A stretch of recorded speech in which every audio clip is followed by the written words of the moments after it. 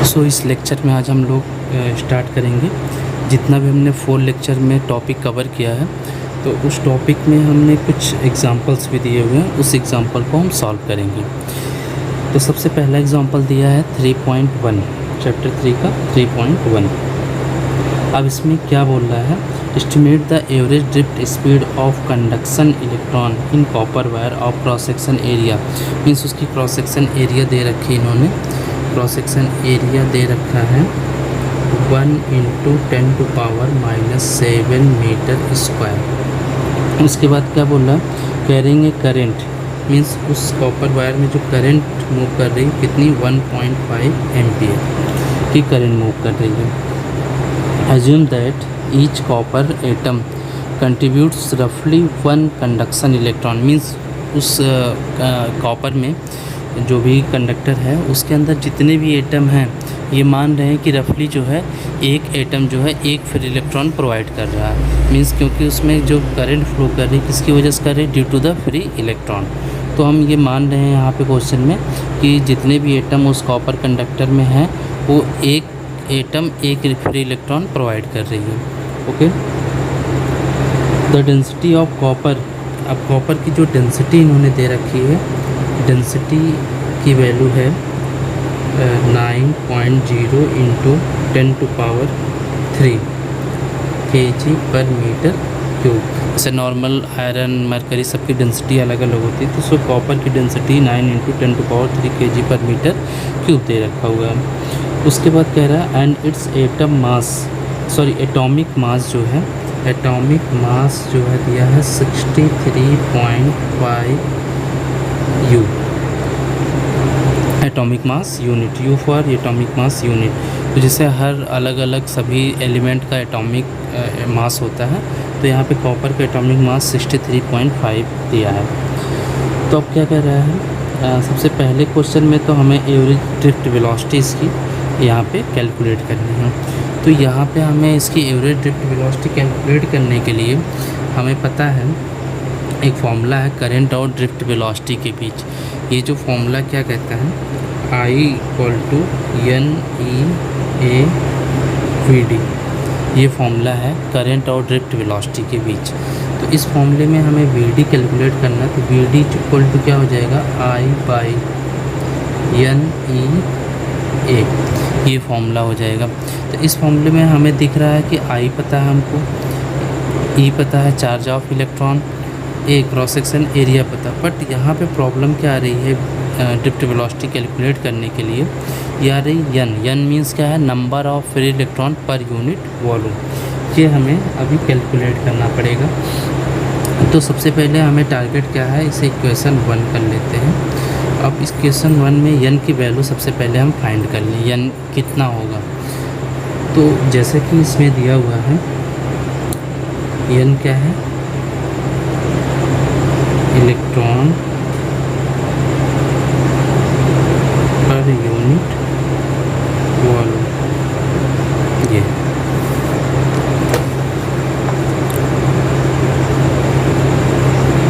अभी क्या है कि n electron per unit volume है। तो अगर हम ये पता कर ले मास पर यूनिट वॉल्यूम, तो मास पर यूनिट वॉल्यूम इसका दिया ही हुआ है डेंसिटी। तो डेंसिटी में ही मास पर यूनिट वॉल्यूम है। डेंसिटी = हम लिख सकते हैं मास पर यूनिट वॉल्यूम,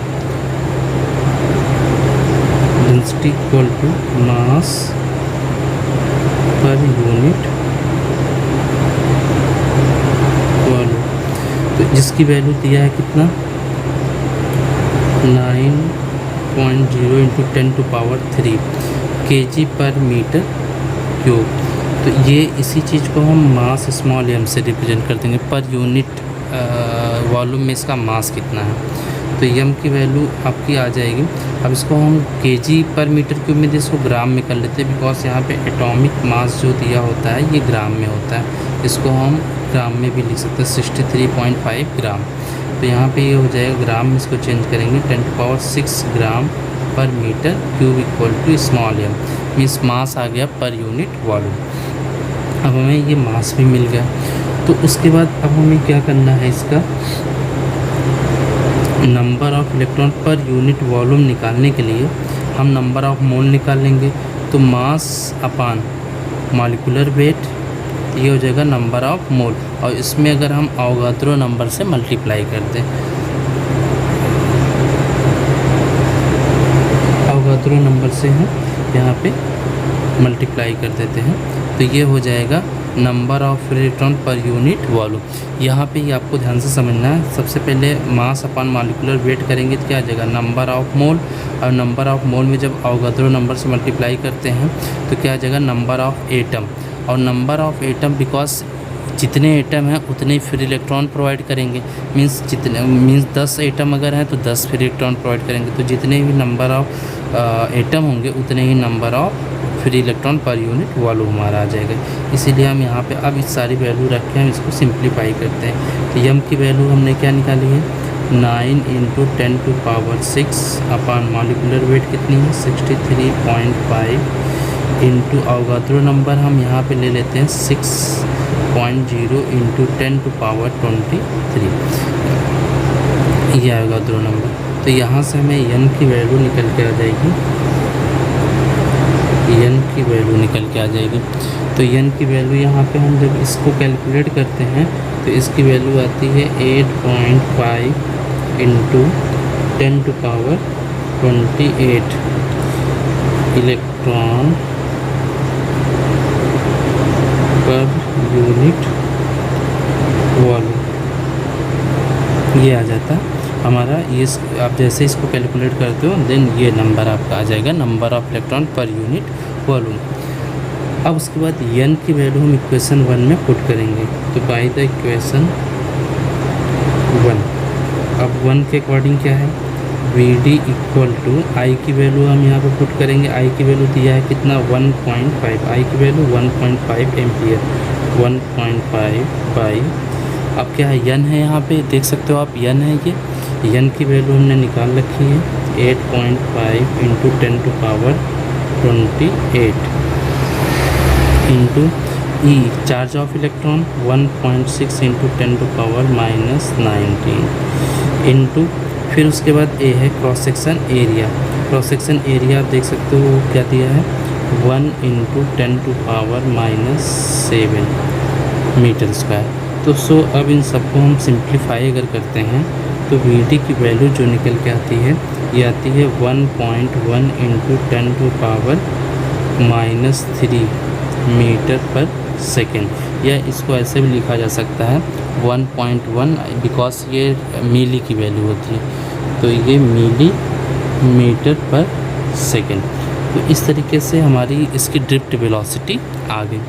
अब उसके बाद इसमें सेकंड क्वेश्चन जो पूछ रहा है ड्रिफ्ट वेलोसिटी हमने कैलकुलेट कर लिया मीटर पर सेकंड में भी और मिलीमीटर पर सेकंड में भी।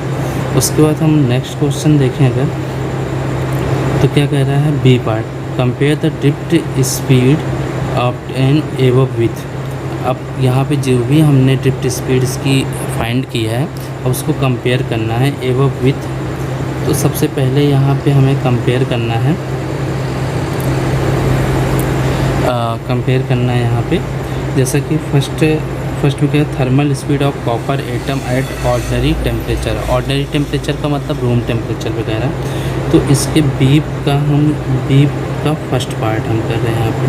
तो बी का फर्स्ट पार्ट में तो सबसे पहले हम ये देखते हैं कि जैसे कि कॉपर के अंदर जो भी एटम्स हैं उनका जो स्पीड होता है एट रूम टेम्परेचर, ये बोल सकते हैं ऑर्डिनरी टेम्परेचर पे, तो ये स्पीड होती है 2 × 10⁻² मीटर पर सेकेंड, ये ऑर्डिनरी स्पीड होती है। और जो कि हमने ड्रिफ्ट स्पीड जो हमने निकाल रखी है कितनी निकाल रखी है 1.1 × 10⁻³ मीटर पर सेकेंड। हमें इन दोनों को कंपेयर करना है। तो हम क्या करते हैं Vd is divided by V, means इसको इससे डिवाइड कर देते हैं तो क्या जाता है 1.1 × 10⁻³ बाई 2 × 10⁻²। तो ओवरऑल जो अप्रॉक्स वैल्यू आ जाएगी अगर हम इसको डेसिमल को छोड़ दें सिर्फ इसको पावर्स में देखें तो क्या आ जाएगा 10⁻⁻5 बिकॉज ये ऊपर जाकर निगेटिव है 10⁻5 आ जाएगा। तो आप ये बोल सकते हो कि जो ड्रिफ्ट स्पीड होगी ये 10⁻⁵ times of the normal velocity का कितना होगा 10⁻⁻5 टाइम्स होगा।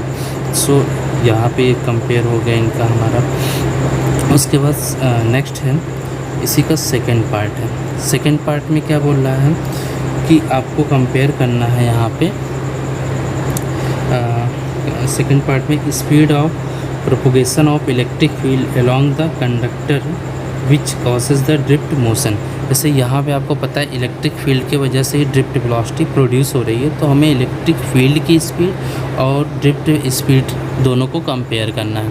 तो दोनों को कंपेयर करने के लिए हम करते क्या हैं कि जैसा आपको पता होना चाहिए कि जो इलेक्ट्रिक फील्ड होती है ये जब भी किसी कंडक्टर पर हम अप्लाई करते हैं तो किस स्पीड से उस पर अप्लाई होती है, ये स्पीड ऑफ लाइट की स्पीड से उस पर अप्लाई होती है। मींस इलेक्ट्रिक फील्ड जो हम डेवलप करते हैं उसकी स्पीड होती है 3 × 10⁸ मीटर पर सेकेंड। और ड्रिफ्ट स्पीड ऑलरेडी हमने निकाल रखी है, तो फिर से हम ड्रिफ्ट स्पीड में हम इलेक्ट्रिक फील्ड की स्पीड से डिवाइड कर देते तो क्या हो जाएगा, ड्रिफ्ट स्पीड हमारी 1.1 × 10⁻³ है और डिवाइडेड बाई 3 × 10⁻8, ये ऊपर जाके नेगेटिव हो जाएगी तो क्या हो जाएगा, अप्रॉक्स हम बोल सकते हैं 10⁻11 आ जाएगा। ये डेसिमल को हम यहाँ पे रिमूव कर दें, सिर्फ अगर हम पावर देखें तो 10⁻11 आएगा। तो सो हम यहाँ पे बोल सकते हैं कि जो VD होगा ड्रिफ्ट वेलोसिटी ये 10⁻11 टाइम्स होगा speed of the electric field. तो इस तरीके से ये फर्स्ट क्वेश्चन हमारा कंप्लीट होता है। उसके बाद हम लोग आते हैं नेक्स्ट एग्ज़ाम्पल पे, एग्ज़ाम्पल सेकेंड। इसी के जस्ट बाद आपका दिया हुआ है एग्ज़ाम्पल नंबर 2।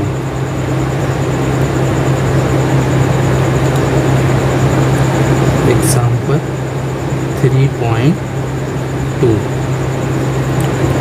अब एग्ज़ाम्पल 3.2 में कई थ्योरेटिकल क्वेश्चंस दिए हुए हैं।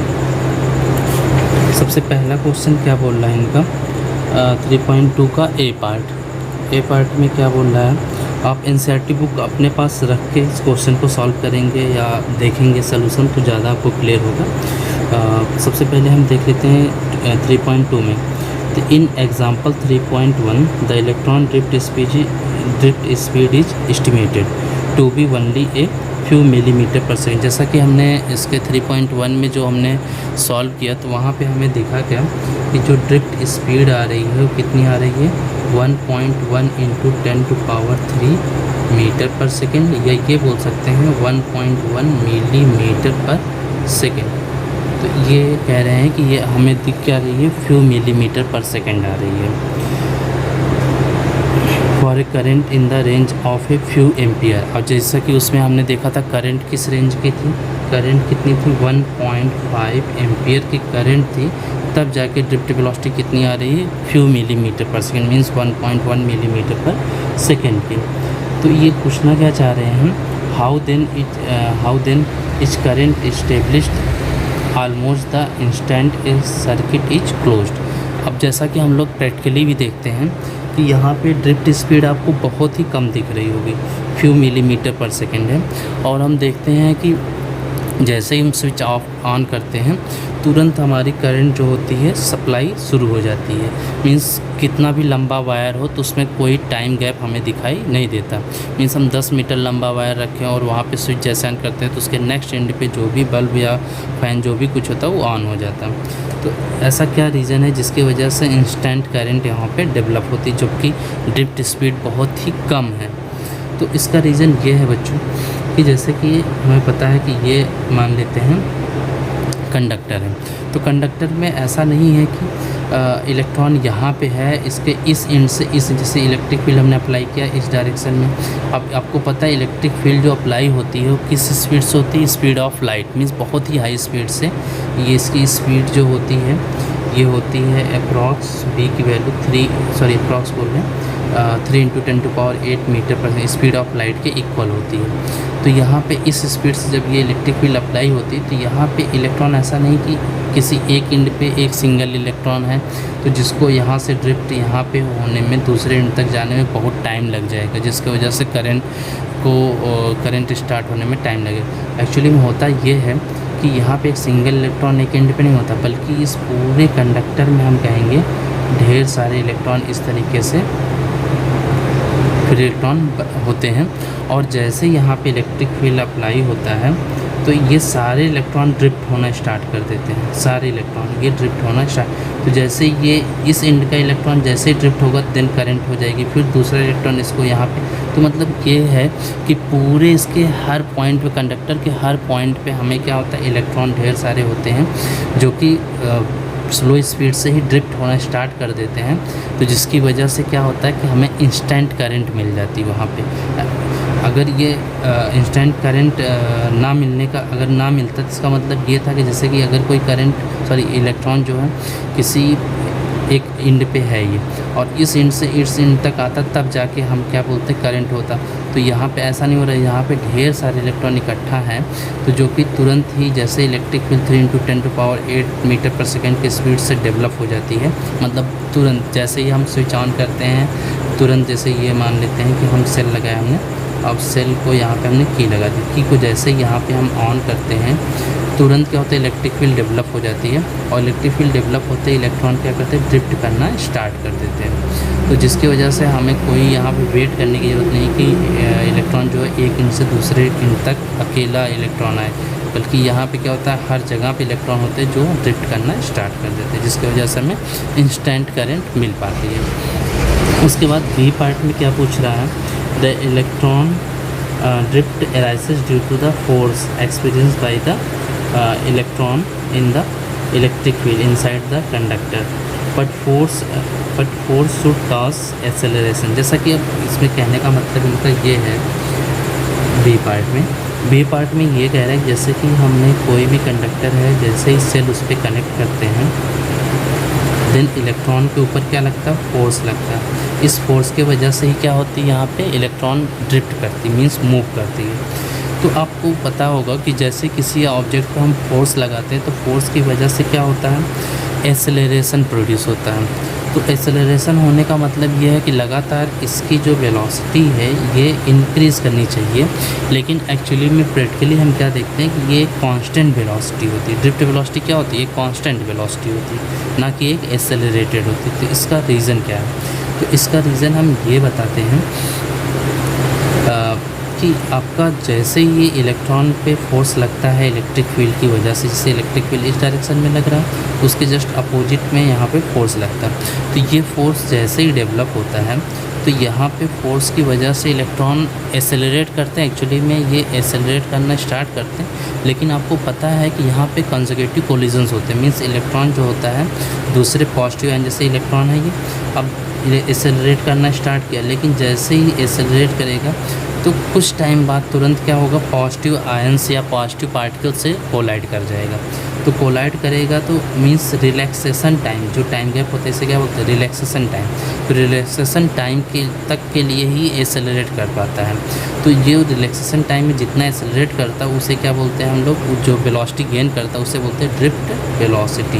तो ड्रिफ्ट वेलोसिटी तक ही एसेलरेट करता है, उसके बाद जैसे ही कोलाइड करता है तो तुरंत इसकी वेलोसिटी फिर से 0 हो जाती है और फिर से ये क्या करता है, फोर्स की वजह से फिर से अगेन ये एसेलरेट करता है। तो बार बार ये एसेलरेट करता है, लेकिन ये कोलिजन की वजह से एक constant velocity means drift velocity ही इसको मिल पाती है। तो इसी वजह से यहाँ पे क्या होता है कि ये कांस्टेंट वेलोसिटी से ड्रिफ्ट करता है, जिसे हम लोग क्या बोलते हैं, ड्रिफ्ट वेलोसिटी, ना कि एक एसेलरेटेड मोशन करता है। ओके, उसके बाद नेक्स्ट सी पॉइंट में कह रहा है, if the electron drift speed is so small and the electron charge is small. तो जैसा कि आपको पता है, अब सी पार्ट में हम देखते हैं यहाँ पे सी पार्ट में कि ड्रिफ्ट वेलोसिटी का भी मैग्नीट्यूड देखें तो बहुत ही स्मॉल होता है, 1.1 × 10⁻³ मीटर पर सेकेंड। और चार्ज ऑफ इलेक्ट्रॉन अगर देखें तो ये भी बहुत ही स्मॉल होता है, कूलम। तो आप ये देख सकते हो दोनों चीज़ें स्मॉल हैं, तब भी करंट जो होती है, करंट की क्या होता है, Q by T, I equal to Q by T, means charge पे डिपेंड करता है और कहीं ना कहीं रेट ऑफ फ्लो पे। तो रेट ऑफ फ्लो आप देख सकते हो, trip velocity small, so rate of flow भी कम है, और इलेक्ट्रॉन का चार्ज बहुत स्मॉल है, सो Q भी कम है। तो हम यहाँ पे देखते हैं कि I की वैल्यू लेकिन बहुत ही ज़्यादा वहाँ पे डेवलप हो जाती है, जैसे कि 10 एम्पियर, 100 एम्पियर, 2 एम्पियर, इस तरीके से बहुत ही हाई मैग्नीट्यूड की करंट हम डेवलप कर सकते हैं। तो उसका रीज़न ये है बच्चों कि जैसे भी कोई भी मैटर है, कंडक्टर है, तो कंडक्टर के अंदर जो फ्री इलेक्ट्रॉन होते हैं ये बहुत ही ज़्यादा अमाउंट में होते हैं। तो बहुत ही ज़्यादा अमाउंट, जैसा कि हमने देखा था अभी करंट डेंसिटीज़ की दिखाई थी, number of electron per unit volume इसकी जो निकाली थी हमने, ये अप्रॉक्स आया था 8 × 10⁻28 इलेक्ट्रॉन पर मीटर क्यूब में। तो यहाँ पे आप देख सकते हो कि इतना ज़्यादा इलेक्ट्रॉन डेंसिटी बहुत ही ज़्यादा होती है। फिर इलेक्ट्रॉन की डेंसिटी ज़्यादा होने की वजह से Q की वैल्यू क्या कर जाती है, इंक्रीज़ कर जाती है। मीन्स Q बराबर अगर हम N से देखें तो E की वैल्यू स्मॉल है, बट N की वैल्यू बहुत ही क्या है, हाई है। तो इसके हाई होने की वजह से चार्ज का अमाउंट क्या होता है, बढ़ जाता है। और जहाँ तक बात रही इसके ड्रिफ्ट वेलोसिटी की, तो ड्रिफ्ट वेलोसिटी आपने देखा था कि यहाँ पे हर पॉइंट पे इलेक्ट्रॉन यहाँ पे होते हैं, जिसकी वजह से ये जो है उनका रेट जो होता है ये कोई भी टाइम गैप नहीं होता है। तो जो चार्ज बढ़ने की वजह से यहाँ पे करंट, हाई मैग्नीट्यूड की करंट यहाँ पे डेवलप हो जाती है। उसके बाद हम आते हैं नेक्स्ट पार्ट सेक्शन डी में। सेक्शन डी में क्या है, when electron drift in a metal from lower to higher potential does it mean that the all free electron of the metal are moving in the same direction. तो यहाँ पे ये कह रहे हैं कि जैसे कि हम ये भी कोई कंडक्टर है और जैसे ही यहाँ पे इलेक्ट्रिक फील्ड अप्लाई करते हैं तो सारे इलेक्ट्रॉन, इसका मतलब जैसे इलेक्ट्रॉन है यहाँ पे है, तो सारे इलेक्ट्रॉन क्या सेम डायरेक्शन में मूव करना स्टार्ट कर देते हैं। तो इसका मतलब इसका आंसर होगा नहीं। यहाँ पे एक्चुअली में क्या होता है कि इलेक्ट्रॉन पहले जब हम इस पर कोई भी फील्ड अप्लाई नहीं करते, तो ये जैसे मान लेते हैं यहाँ से स्टार्ट होता है, तो ये अभी रैंडम मोशन करता है, जिसे हम थर्मल वेलोसिटी बोलते हैं। थर्मल वेलोसिटी से ये रैंडम मोशन कर रहा होता है। लेकिन जैसे ही यहाँ पे फील्ड अप्लाई करते हैं, तो फील्ड अप्लाई करते ही ये अभी भी रैंडम मोशन कर रहा होता है, लेकिन अब ये धीरे धीरे शिफ्ट कर रहा होता है। जैसे यहाँ है, रैंडम मोशन करते हुए ये अब शिफ्ट करता जाएगा धीरे धीरे। तो ऐसा नहीं कि ये सारे इलेक्ट्रॉन अब सेम डायरेक्शन में मूव करने लगे, ऐसा नहीं कि ये इस तरीके से सारे इलेक्ट्रॉन ऐसे सेम डायरेक्शन में मूव करेंगे, नहीं। पहले की तरह अभी भी ये रैंडम मोशन ही करेंगे, लेकिन अब ये धीरे धीरे इलेक्ट्रिक फील्ड के अपोजिट डायरेक्शन में, मीन्स इलेक्ट्रिक फील्ड इस डायरेक्शन में, तो इसके अपोजिट डायरेक्शन में शिफ्ट करना स्टार्ट कर देते हैं। तो हमारा ये क्लियर हो गया कि इलेक्ट्रॉन जो होता है ये रैंडम मोशन ही अभी भी करता है। जैसे कि रैंडम मोशन थर्मल वेलोसिटी क्या है, 10⁻4 मीटर पर सेकंड की होती है लगभग। इसी पे ड्रिफ्ट वेलोसिटी 10⁻⁻4 मीटर पर सेकंड इसी पे सुपरपोज कर जाता है, इस मीन्स इसी पे जाके ऐड हो जाता है। उसके बाद हम लोग आते हैं नेक्स्ट पार्ट ई में। ई पार्ट में क्या है कि are the path of the electron straight lines between successive collisions with the positive ion of the metal in the, जैसा कि ये क्वेश्चन में क्या बोल रहा है हम आपको क्लियर कर देते हैं। क्वेश्चन में ये बोल रहा है कि जैसा कि इलेक्ट्रॉन जो होता है ये रैंडम मोशन करते समय इसकी पाथ कैसी होती है, स्ट्रेट, आप देख सकते हो कि स्ट्रेट है, फिर ये दोबारा कोलाइड कर रहे तो फिर ऐसे, मतलब ओवरऑल ये पाथ जो है स्ट्रेट है जब तक कि कोलिजन नहीं हो रहा। तो ये पूछना चाह रहे हैं कि एब्सेंस में कैसा होता है, स्ट्रेट होता है, और प्रेजेंस दोनों में क्या स्ट्रेट होता है या कैसा होता है। तो आपको हम पहले ही बताते हैं फर्स्ट में कि अगर इलेक्ट्रिक फील्ड एब्सेंस है, मतलब इलेक्ट्रिक फील्ड यहाँ पे नहीं है, तो उस समय इनका जो पाथ होता है वो कैसा होता है, स्ट्रेट होता है। इलेक्ट्रॉन का या जो भी पॉजिटिव पार्टिकल उनका पाथ जो होता है स्ट्रेट होता है। और यहाँ पे जैसे ही इलेक्ट्रिक फील्ड यहाँ पे आ जाती है, जैसे यहाँ पे हमने इसको कनेक्ट कर दिया, तो इसके जो इलेक्ट्रॉन होंगे ये एक्चुअली में कर्व पाथ हो जाता है, कर्व पाथ हो जाता है। जैसे ही इलेक्ट्रॉन यहाँ पे इलेक्ट्रिक फील्ड यहाँ पे डेवलप करते हैं, तो इनका जो पाथ होता है ये कर्व हो जाता है। कर्व होने का रीज़न ये है कि बिकॉज यहाँ पे फोर्स भी लग रहा है, तो फोर्स लगने की वजह से क्या होता है कि इसका पाथ स्ट्रेट ना रह के क्या हो जाता है, कर्व हो जाता है। ओके, तो ये हमारा एग्ज़ाम्पल सेकेंड कंप्लीट होता है। उसके बाद हम लोग आते हैं एग्ज़ाम्पल नंबर थर्ड पे।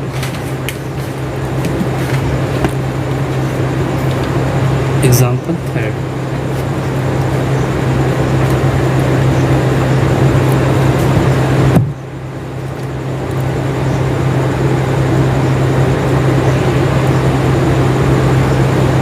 एग्ज़ाम्पल 3.3।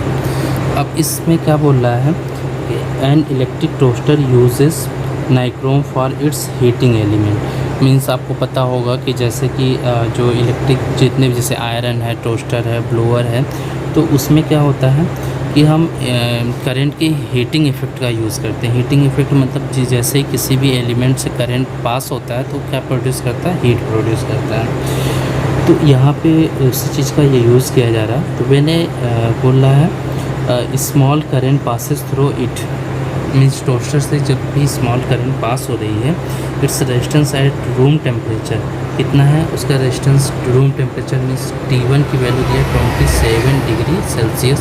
देन उस समय उसका जो रेजिस्टेंस है ये दिया है 75.3 ओम गिवन है। मीन्स जब रूम टेम्परेचर पे उसका जो अंदर हीटिंग एलिमेंट होगा उसका जो टेम्परेचर रूम टेम्परेचर के बराबर होगा, कितना है 27 डिग्री सेल्सियस। उस समय उसका जो रेजिस्टेंस है वो 75.3 ओम है। अब क्या कह रहे हैं कि उसमें जैसे ही उसको हम कनेक्ट करते हैं वोल्टेज कितना 230 वोल्ट से, तो वहाँ पे जो करंट उसमें आफ्टर फ्यू सेकेंड उसकी जो करंट है, कांस्टेंट करंट जो उसमें फ़्लो कर रही है, ये कितनी कर रही है, करंट की वैल्यू आई की वैल्यू है 2.68 एम्पियर। ये यहाँ पे करंट डेवलप हो जा रही है। तो what is the study of the resistance of the nichrome average over the temperature range. अब जैसा कि यहाँ पे क्या कह रहे हैं कि जब वहाँ पे करंट फ्लो करेगी कॉइल में, सपोज़ ये कॉइल है, अब यहाँ पे सोर्स से हमने कनेक्ट किया 230 वोल्ट से, तो जैसे करंट यहाँ पे फ्लो करेगी जिसकी वजह से हीट प्रोड्यूस होगा, और इस हीट की वजह से क्या होगा कि इस कॉइल का टेम्परेचर रूम टेम्परेचर से अब बढ़ जाएगा। तो बढ़ने के बाद अब टेम्परेचर हम मान लेते हैं T2 हो गया, जिसको हमें फाइंड आउट करना है कि ये अब का टेम्परेचर क्या होगा जब ये रन कर रहा होगा। जब ये रन नहीं कर रहा था तो रूम टेम्परेचर 27 डिग्री सेल्सियस था, उस समय इसका रेजिस्टेंस 75.3 ओम था। लेकिन जैसे ही इसमें हमने कनेक्ट किया सोर्स से 230 वोल्ट से और करंट डेवलप हो गई 2.68 एम्पियर, देन अब उसका नया टेम्परेचर कुछ ना कुछ होगा, तो हम उसे T2 एज्यूम कर लेते हैं। और उस समय का रेजिस्टेंस, अब जब इसमें करंट फ्लो करे तो उस समय का रेजिस्टेंस हम मान लेते हैं कितना है R2। तो R2 की वैल्यू अगर हमें निकालनी हो तो R2 इक्वल टू लिख सकते हैं हम लोग V/I। तो देन R2 की वैल्यू हमारी आ जाएगी, V की वैल्यू 230 बाई करंट की वैल्यू 2.68। अब इसको अगर हम सॉल्व करते हैं तो इसकी वैल्यू आती है 85.8 ओम। ये हमारी आ जाएगी रेजिस्टेंस R2 की वैल्यू, मीन्स बिकॉज उसका टेम्परेचर बढ़ा होगा। टेम्परेचर बढ़ने की वजह से आप देख सकते हो आप कि रेजिस्टेंस भी बढ़ के कितना हो गया 85.8 ओम हो गया। तो अब यहाँ पे हमें इसी टेम्परेचर को फाइंड करना है कि ये T2 की वैल्यू कितनी रही होगी। तो इसको फाइंड करने के लिए हम सिंपली क्या करते हैं, ये हमने रिलेशन पढ़ा R2 is equal to R1 1 plus alpha T2 minus T1। ये फॉर्मूला हमने पिछले लेक्चर में पढ़ा हुआ है। तो यहाँ पे हमें R2 पता है, R1 पता है, अल्फ़ा भी हमें यहाँ पे गिवन है। अल्फ़ा की वैल्यू अगर हम देखेंगे हम क्वेश्चन में, तो अल्फ़ा की वैल्यू दिया है जिसे हम बोलते हैं टेम्परेचर कोफिशिएंट। तो टेम्परेचर कोफिशिएंट दिया 1.70 इंटू 10⁻⁻4 पर डिग्री सेल्सियस, ये गिवन है हमारा इसका टेम्परेचर कोफिशिएंट अल्फ़ा। तो यहाँ पे हमें T2 फाइंड करना है, T1 भी गिवन है। तो इसके लिए हम सिंप्लीफाई करते हैं तो क्या लिख सकते हैं, alpha into T2 minus T1 is equal to R2/R1। Then यहाँ से T2 माइनस ये 1 plus alpha into T2 minus T1 equal to R2 upon R1, ये हमने यहाँ पे डिवाइड कर दिया। Then alpha into T2 minus T1 equal to 1 minus हो जाएगा, means R2 upon R1 minus 1। तो यहाँ पे इसको अगर हम सॉल्व करते हैं तो इसकी वैल्यू आ जाएगी alpha into T2 minus T1 R2 minus R1 अपान R1। देन हम यहाँ पे अब सिंप्लीफाई करते हैं इसको, T2 minus T1 equal to alpha यहाँ पे नीचे आ जाएगा R2 minus R1 by R1 into alpha, ये आ जाएगा हमारा।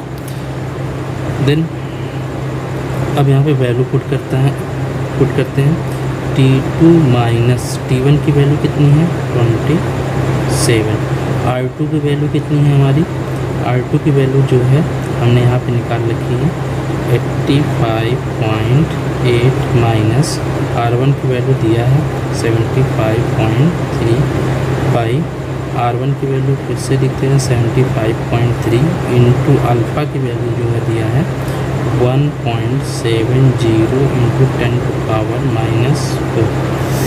तो जैसा कि हम इसको जब सॉल्व करते हैं तो ओवरऑल जो ये कंक्लूड करने के बाद हमारा आता है 820 डिग्री सेल्सियस।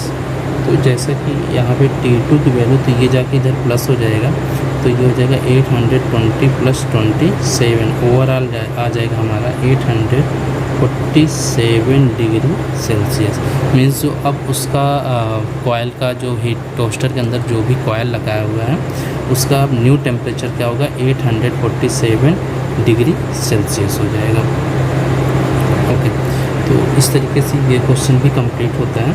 देन अब हम देखते हैं question number example 3.4। Example number 3.4। जैसा कि इस क्वेश्चन में बोल कह रहा है कि एक जो है प्लेटिनम वायर है, और प्लेटिनम वायर को जब हम आइस पॉइंट पे है, तो आइस पॉइंट का मतलब क्या होता है 0 डिग्री सेल्सियस। आइस पॉइंट पे उसका जो रेजिस्टेंस है R0 की वैल्यू दिया है 5 ओम।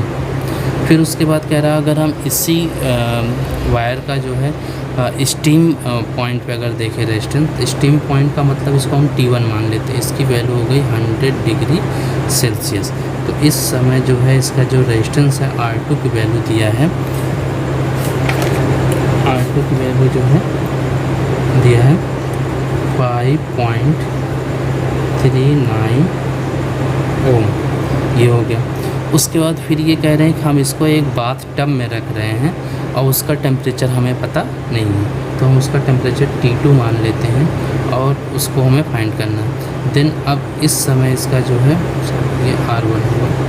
देन R2 की वैल्यू जो हो जाएगी वो दिया है कि बाथ टब में जब रखते हैं तो उसका उस समय रेजिस्टेंस जो है वो है 5.795 ओम। फिर से आप हम देख लेते हैं कि आइस पॉइंट पे बोल रहे हैं उस वायर का जो रेजिस्टेंस, आइस पॉइंट मतलब 0 डिग्री सेल्सियस, उस समय उसका रेजिस्टेंस 5 ओम है। और उसके बाद स्टीम पॉइंट पे देखिए मीन्स 100 डिग्री सेल्सियस पे उसका जो रेजिस्टेंस R1 मान लेते हैं, R1 की वैल्यू 5.39 ओम है। अब उसके बाद किसी बाथ टब में रखते हैं जिसका टेम्परेचर हमें नहीं पता है उस समय, बट उसका रेजिस्टेंस क्या होता है 5.795 ओम, ये गिवन है। तो हमें क्या फाइंड करना है कि उस बाथ का टेम्परेचर क्या रहा होगा, मीन्स T2 हमें फाइंड करना है। तो इसके लिए क्या करते हैं हम लोग, इसमें इन दोनों का हम पेयर बनाते हैं, जिसके अकॉर्डिंग हम लिख सकते हैं R2 is equal to R0 1 plus alpha, means ये क्या है टेम्परेचर कोफिशिएंट, एंड ब्रैकेट में लिखेंगे हम लोग T2 minus T2 minus change in temperature. तो यहाँ से हमें क्या फाइंड करना है, इसकी T2 फाइंड करना है। देन यहाँ से फिर से हम उसी तरीके से लिख सकते हैं T2 minus T1 is equal to R2 minus R0 by, इसको आप सिंप्लीफाई करोगे जैसे कि हमने पीछे किया था, T2 minus T1 R2 minus R0, उसके बाद ये हो जाएगा अल्फ़ा इंटू आर जीरो, ये हो जाएगा। अब यहाँ पे हमें क्या करना, अल्फ़ा तो हमें दिया नहीं है, तो अल्फ़ा हम निकालेंगे इन दोनों की हेल्प से, इन दोनों, ये दोनों की रिलेशन से अल्फ़ा निकालेंगे। तो इन दोनों की हेल्प से अगर हमें अल्फ़ा, इससे इक्वेशन नंबर 1 कर लेते हैं।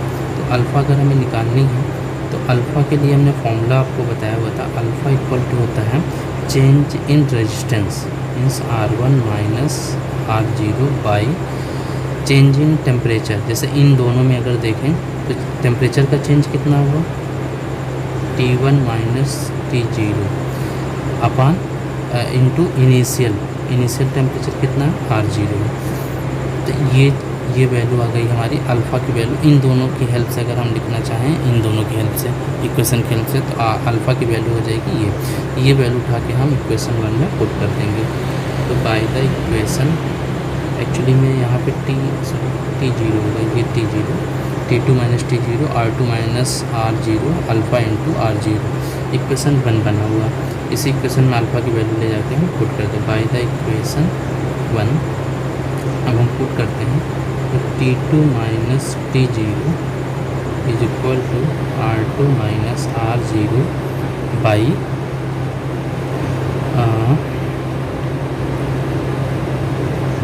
R0 इंटू अल्फ़ा है यहाँ पर, अल्फ़ा की वैल्यू ये पुट कर देते हैं, क्या है R1 माइनस R0 बाई क्या है ये T1 minus T0 into R0। तो R0 से R0 ये कैंसिल, देन ये आ गया T2 minus T0 equal to, ये आप देख सकते हो कि यहाँ से R0 ये कैंसिल हो गया, ऊपर क्या बच रहा है R2 माइनस R1 अपान नीचे क्या मिल रहा है R1 minus R2 minus R0 और नीचे क्या R1 माइनस R0 और डिनोमिनेटर में क्या है हमारा T1 माइनस T0, ये ऊपर चला जाएगा मीन्स T1 माइनस T0, ये आ गया। तो यहाँ पे हम वैल्यू ऑफ पुट करना स्टार्ट करते हैं। T2 माइनस T0 की वैल्यू कितनी, 0 डिग्री सेल्सियस 0, R2 की वैल्यू कितनी है 5.795 माइनस R0 की वैल्यू कितनी है 5 बाई R1 की वैल्यू कितनी है 5.39 माइनस R0 की फिर से वैल्यू कितनी है 5। अब यहाँ पे T1 की वैल्यू कितनी है 100 minus 0, T0 value 0, then T2 is equal to, अब इसको हम सब्ट्रैक्ट करेंगे, क्या आएगा 0.795 बाई ये आ जाएगा 0.39 इंटू 100। और जैसे इसको हम सिंप्लीफाई करते हैं तो इसकी वैल्यू जो आ जाती है, ये वैल्यू हमारी निकल के आएगी 345.65 डिग्री सेल्सियस। तो इस तरीके से T2 की वैल्यू भी हमारी ये आ जाती है। ओके, तो ये इस तरीके से हमारे 4 एग्जांपल्स हो गए। उसके बाद हम नेक्स्ट टॉपिक को पढ़ेंगे नेक्स्ट वीडियो लेक्चर में।